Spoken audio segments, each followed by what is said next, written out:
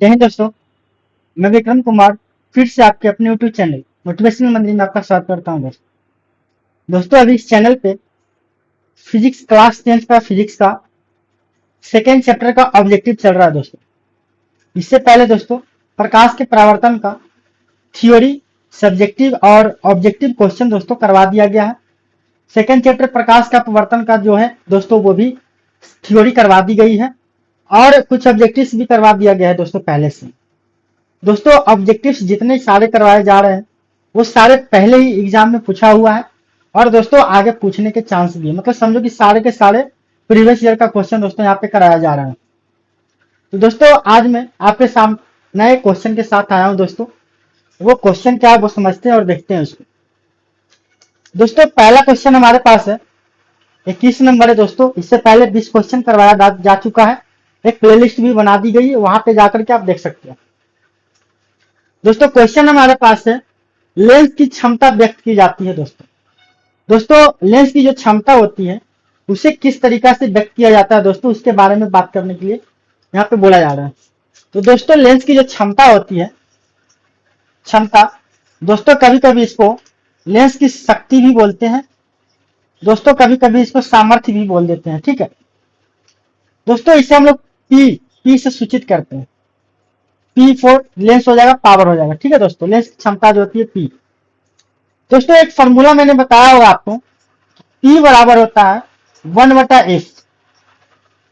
दोस्तों अगर मीटर में है f जो हमारा ये अगर मीटर में है, P पर क्षमता हो जाएगा दोस्तों, याद रखना।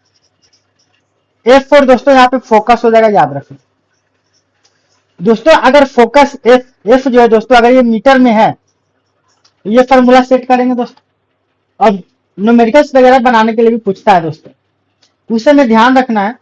अगर फोकस मीटर में दिया गया है दोस्तों तो 1/f डायरेक्ट फॉर्मूला पुट करेंगे। और नहीं तो अगर फोकस अगर हमारा दोस्तों सेंटीमीटर में होगा, ठीक है, ये फोकस जो हमारे किस में होगा, सेंटीमीटर में होगा, तब हम लोग दोस्तों ये फॉर्मूला पुट करेंगे। ठीक है, तब ये फॉर्मूला हम यहाँ पे करेंगे।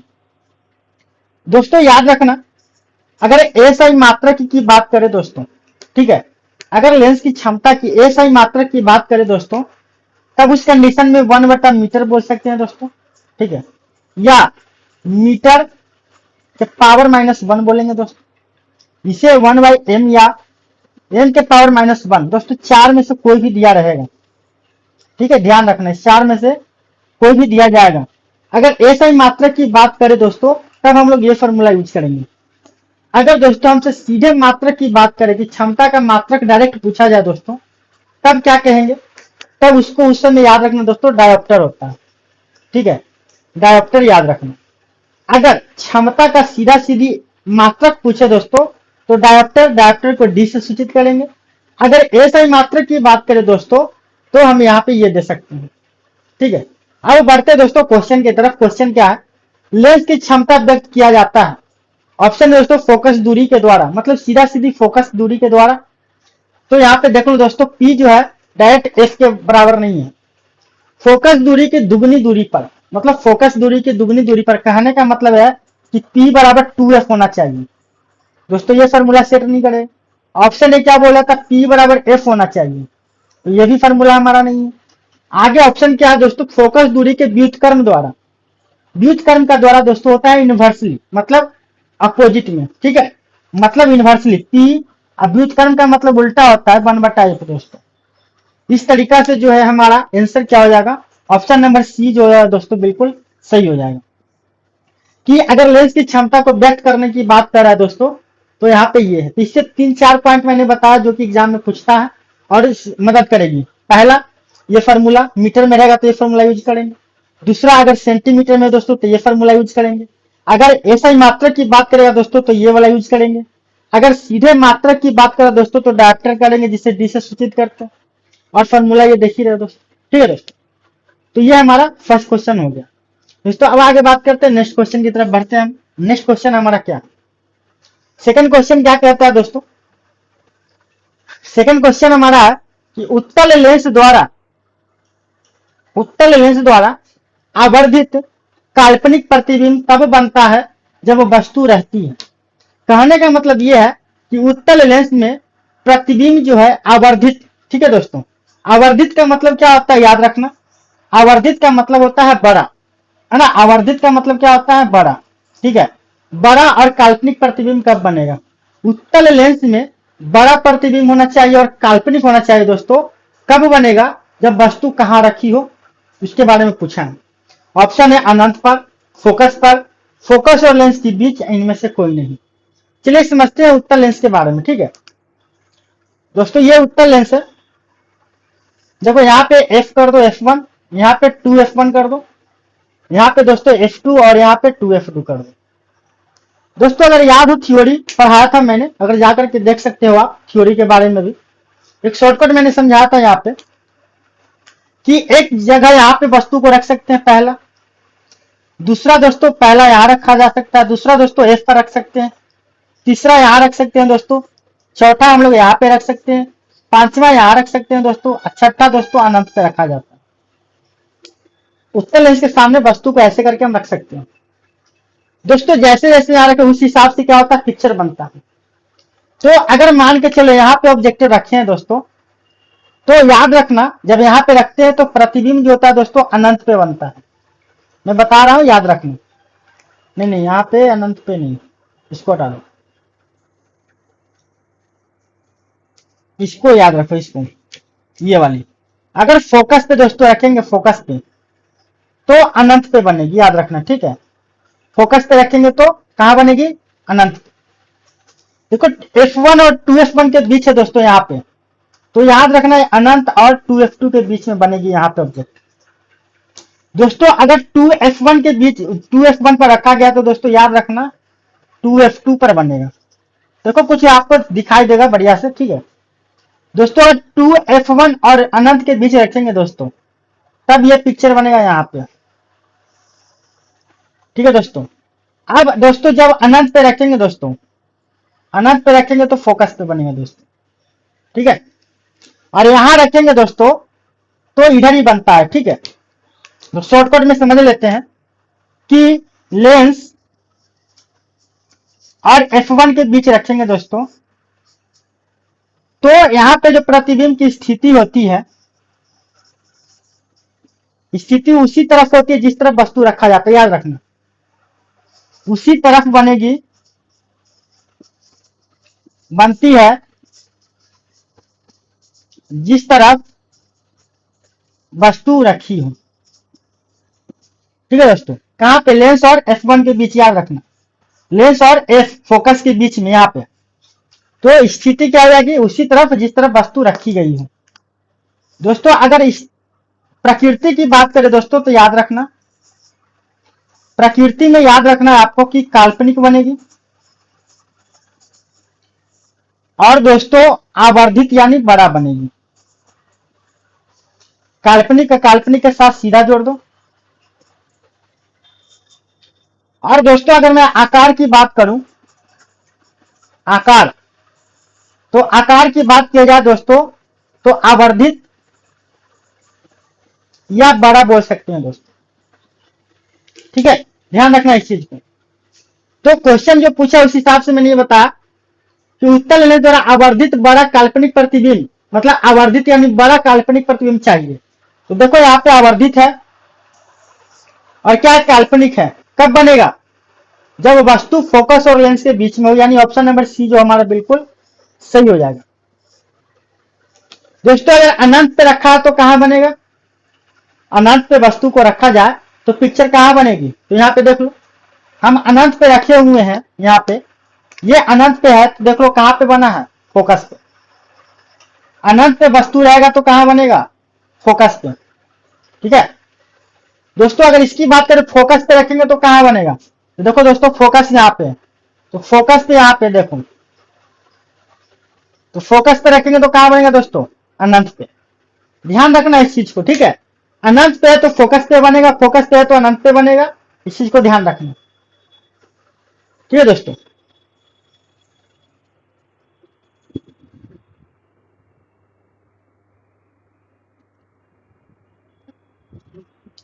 चलिए बढ़ते हैं हम नेक्स्ट क्वेश्चन की तरफ। नेक्स्ट क्वेश्चन हमारा क्या है, नेक्स्ट क्वेश्चन दोस्तों हमारा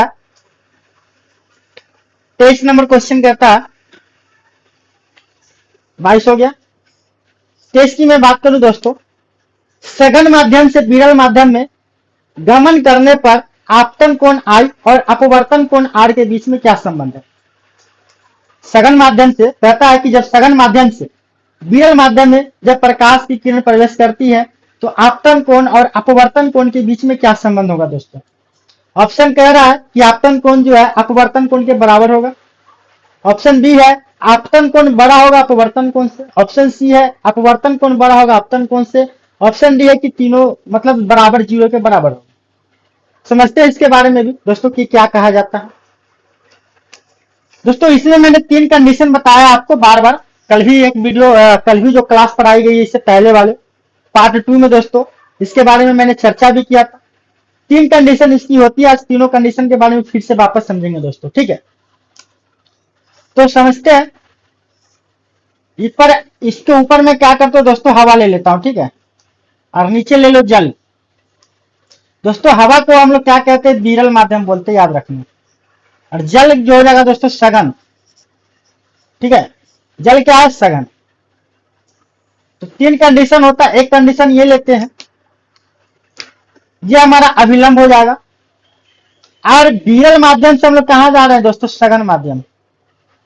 दोस्तों एक बात बताओ, अगर यहाँ कोई सिस्टम नहीं रहता तो ये क्या करता, प्रकाश की किरण सीधे वापस ऐसे, मतलब सीधे ऐसे निकल जाता, अगर एक माध्यम रहता तब। लेकिन यहाँ पे माध्यम चेंज हो रहा है दोस्तों, यहाँ पे इस कंडीशन में, तो विरल से जब सघन में जाता है दोस्तों ना, तो ये अभिलंब की ओर मुड़ जाती है, याद रखना, ठीक है। विरल से सघन जाएगा तो क्या करेगा, किरण, किरण जो है दोस्तों अभिलंब, अभिलंब की ओर मुड़ जाती है। अभिलंब की ओर क्या होती है दोस्तों, मुड़ जाती है। दोस्तों अब बात करते हैं कोण की, इसकी बात करेंगे, कोण की बात करते हैं। तो दोस्तों ये हमारा कोण क्या है, कोण आई है। ये क्या है दोस्तों, कोण आर है, ठीक है। तो कोण आर है तो मैं बात करूंगा दोस्तों, यहाँ पे देखो, अगर आई की मैं बात करता हूं तो यहाँ पे देख लो, और यहाँ पे अगर मान के चलो ये बराबर जाता तो ये वाला एंगल होता है ऐसे पूरा, और ये वाला एंगल पूरा, तो ये दोनों बराबर होता। बट इससे क्या हो गया दोस्तों, ये छोटा हो गया।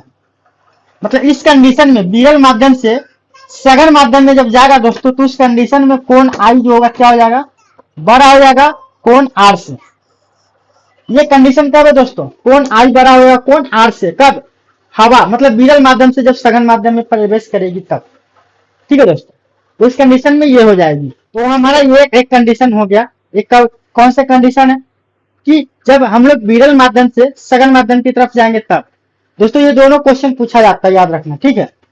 अब आते हैं दोस्तों नेक्स्ट क्वेश्चन, नेक्स्ट पॉइंट की तरफ।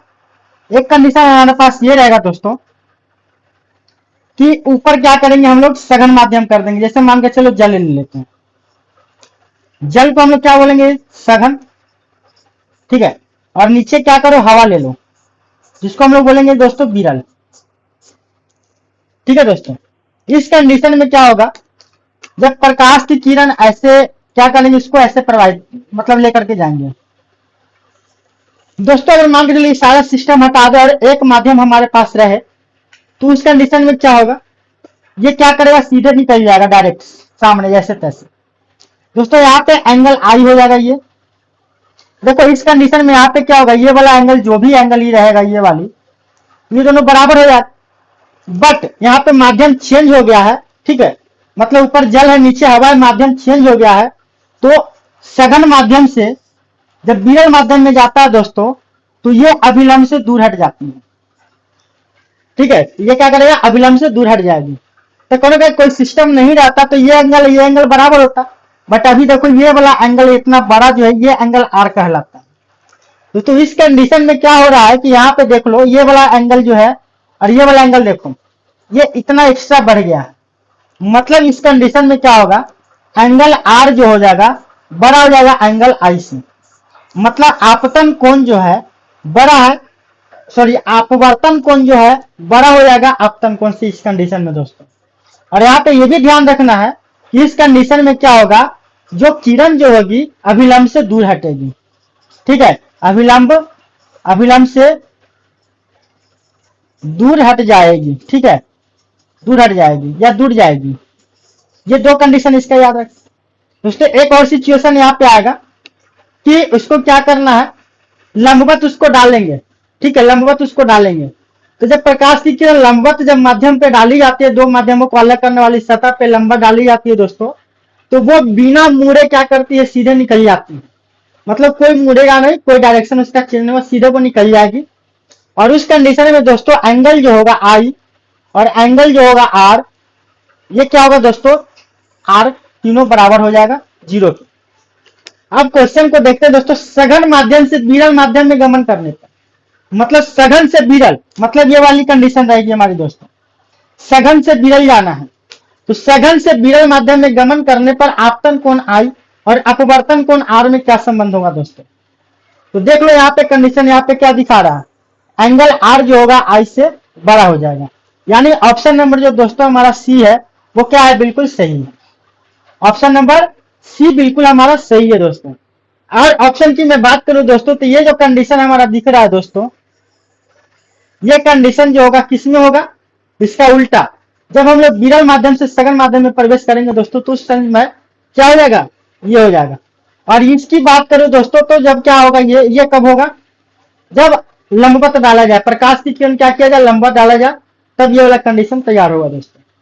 ठीक है, मुझे उम्मीद है दोस्तों कि आपको वीडियो पसंद आ रही है। वीडियो पसंद है तो वीडियो को लाइक शेयर जरूर करें। अब बढ़ते क्वेश्चन नेक्स्ट क्वेश्चन की तरफ बढ़ते हैं दोस्तों। क्वेश्चन नंबर 24 क्या कहता है, क्वेश्चन नंबर 24 हमारा दोस्तों है कि प्रकाश की चाल सबसे अधिक किसमें होती है, मतलब कौन सी माध्यम है जिसमें प्रकाश की चाल सबसे अधिक होती है दोस्तों। ऑप्शन देख लेते हैं, कांच में बोला है, पानी में बोला है, शून्य में बोला है और इनमें से कोई नहीं। दोस्तों मैं बात करूंगा कांच में प्रकाश की चाल, ठीक है, और क्या है, या पहले ऊपर चलो शून्य, ठीक है, शून्य में जितना रहेगा दोस्तों लगभग उतना ही क्या करते हैं हम लोग, निर्वात में ही मान करके चलते हैं, ये पहले ही बताया जा चुका है।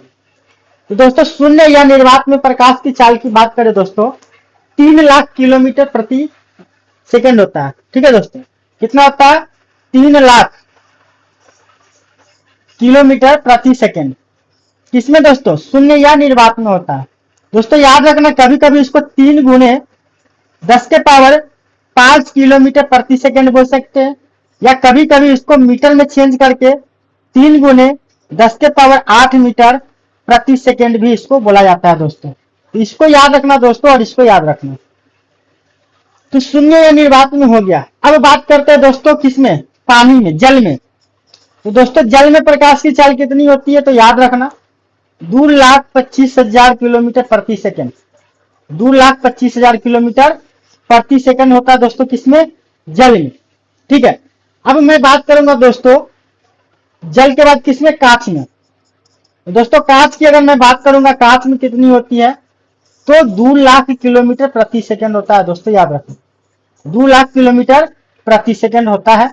अगर इस सबको मीटर में चेंज करके बोले तो भी याद रखना दोस्तों, अगर मीटर में चेंज करने की बात करें तो 2 गुने 10 के पावर 8 मीटर प्रति सेकंड हो जाएगा।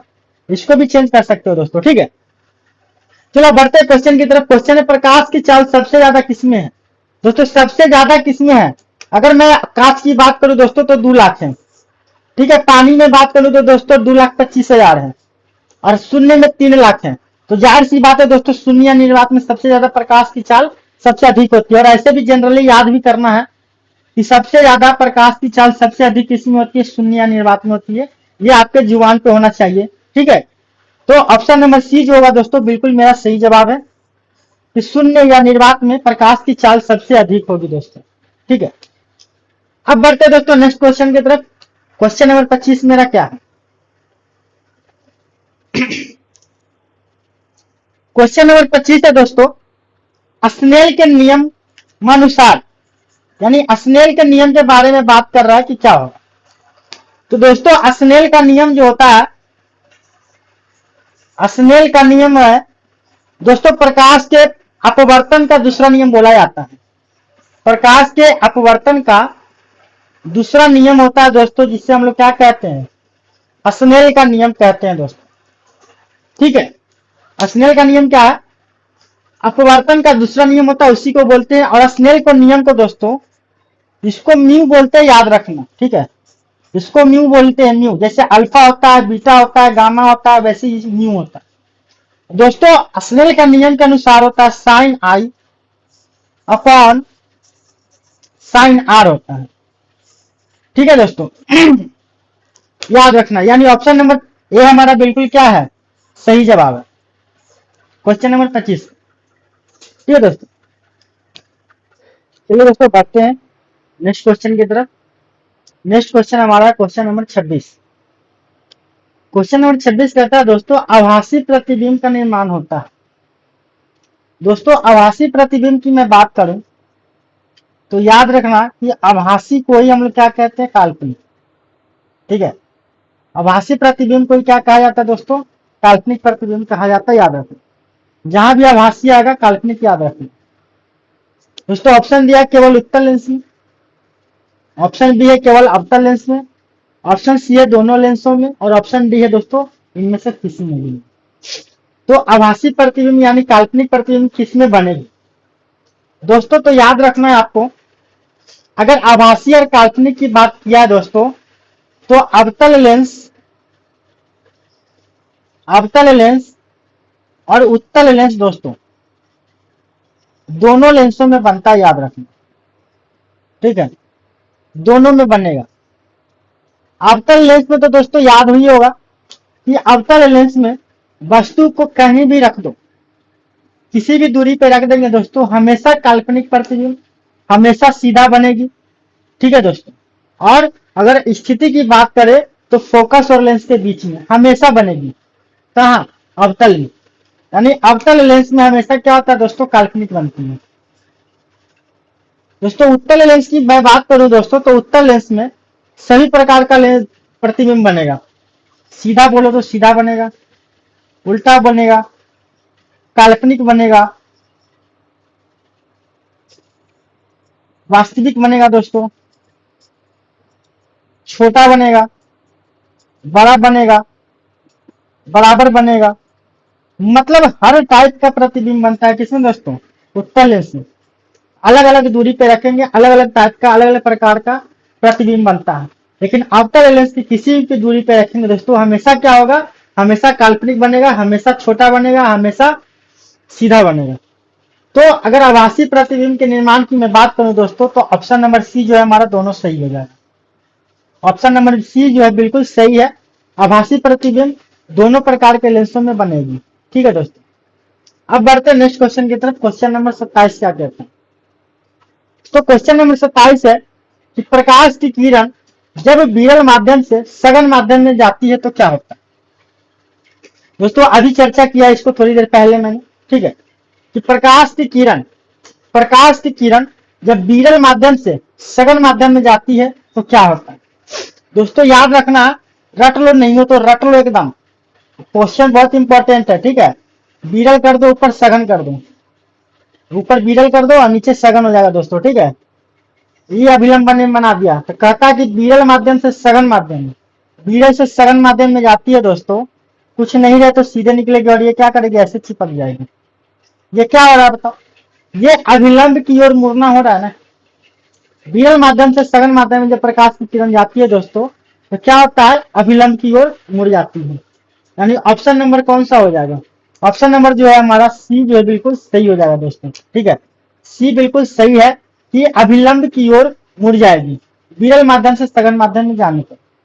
अभिलंब से दूर मुड़ती है कब, तो याद रखना अभिलंब से दूर कब मुड़ेगी, जब ऊपर मैंने क्या किया, सघन बनाया माध्यम लूंगा और नीचे क्या करेंगे, विरल माध्यम लूंगा। तो इस कंडीशन में क्या होगा दोस्तों, इस कंडीशन में अभिलंब से दूर भाग जाएगी, ठीक है दोस्तों। इस कंडीशन में अभिलंब से दूर भाग जाती है। और सीधी कब निकलेगी दोस्तों, जब लंबवत डाला जाएगा। लंबवत डाला जाएगा तो दोस्तों बिना मुड़े, बिना विचलन के क्या होता है, प्रकाश की किरण सीधे निकल जाती है, ठीक है। तो ये हमारा क्वेश्चन नंबर 27 बिल्कुल सही, ऑप्शन नंबर सी। अब बढ़ते क्वेश्चन नेक्स्ट क्वेश्चन की तरफ दोस्तों, की नेक्स्ट क्वेश्चन हमारा क्या है। क्वेश्चन नंबर 28 क्या कहता है दोस्तों, समझते हैं इसको। उत्तल लेंस में जब वस्तु फोकस एवं लेंस के बीच रखी जाती है तो प्रतिबिंब बनती है। कहां पे बात किया गया है, उत्तल लेंस, ठीक है। वस्तु जो है फोकस और लेंस के बीच होगा, वस्तु फोकस और लेंस के बीच में होगी, उसकी कंडीशन बतानी है दोस्तों, ठीक है। अगर वस्तु फोकस, इसका भी चर्चा हो चुका है दोस्तों, और लेंस के बीच हो, तो याद रखना स्थिति के बारे में। तो दोस्तों फोकस और लेंस के बीच में हो तो स्थिति क्या हो जाएगी, उसी ओर बनेगी जिस ओर वस्तु होगी, उसी ओर बनती है जिस ओर वस्तु रखी होती है, जिस ओर वस्तु रखी होती है, ठीक है दोस्तों। अगर मैं दोस्तों बात करूं प्रकृति की, प्रकृति की बात करें दोस्तों, तो याद रखना ये क्या होता है, इस समय काल्पनिक बनेगा। और दोस्तों मैं बार बार बोलता हूं, काल्पनिक के साथ हमेशा क्या करो, सीधा जोड़कर चलना है। काल्पनिक के साथ हमेशा सीधे लेके चलना है। आकार की मैं बात करूं दोस्तों, तो आकार जो होता है वस्तु के आकार से बड़ा होता है, ठीक है। वस्तु के आकार से क्या होगा, वस्तु के आकार से क्या हो जाएगा दोस्तों, बड़ा। अब बढ़ते हैं ऑप्शन की तरफ। उत्तल लेंस में जब वस्तु फोकस लेंस के बीच रखी हो तब प्रतिबिंब बनेगा। ऑप्शन नंबर ए कहता है काल्पनिक और सीधा, ऑप्शन नंबर बी है काल्पनिक उल्टा, ऑप्शन नंबर सी है वास्तविक उल्टा, ऑप्शन नंबर डी है वास्तविक सीधा। दोस्तों अगर ये इस टाइप का क्वेश्चन हो तो एक काम और हम लोग पहले कर सकते हैं कि ऑप्शन को काटना स्टार्ट करें। तो ऑप्शन को काटेंगे तो काल्पनिक के साथ सीधा रहता चलेगा, काल्पनिक के साथ उल्टा रहेगा चुपचाप बकार दो। काल्पनिक के साथ उल्टा कभी नहीं आएगा, काल्पनिक के साथ हमेशा सीधा आएगा, उल्टा कभी नहीं, उल्टा दिखे उसको काट दो, ठीक है। वास्तविक के साथ उल्टा चलेगा, वास्तविक के साथ सीधा दिखे काट दो, यानी ये दोनों ऑप्शन खत्म, अपना ए और सी में ही सही करना है। तो ए और सी में देख लो यहाँ पे काल्पनिक है और सीधा बनेगा, इस हिसाब से हमारा ऑप्शन नंबर ए जो है दोस्तों क्या है, बिल्कुल सही हो जाएगा। ऑप्शन नंबर ए जो हमारा क्या है, बिल्कुल सही ऑप्शन, सही है। क्वेश्चन नंबर 28 का है, बिल्कुल ए सही है, ठीक है दोस्तों।